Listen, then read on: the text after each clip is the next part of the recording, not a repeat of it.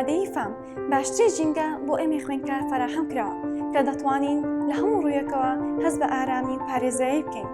هەروەها باڵەخانە و هۆڵەکانی خوێندن بە باشترین و جوانترین شێوە دیزاین کراوە تاکو ئێمە خوێندکار هەست بە ئاسوودەیی بکەین. کەواتە فام هەڵژادە ڕاستەکەیە. یەکێک لە هۆکارەکانی بەرەوپێشچوونی هەر وڵاتێک بریتە لە بوونی پەروەردەیەکی دروست و ئاستێکی زانستی بەرز لە تاکەکانی ئەو کۆمەڵگەیە. لێرەدا قوتابخانەکان ڕۆڵی سەرەکی دەبینن لە دەستەوەرکردنی ئەم بارودۆخە. سپاس بەخوا ئامادەی فام گرنگی تەواوی بەلایەنی پەروەردەداوە پێش فێرکردن، چونکە ئەوەی لە گفتار و ڕەفتارماندا ڕەنگ دەداتەوە بریتە لە پەروەردە و ئەدەب.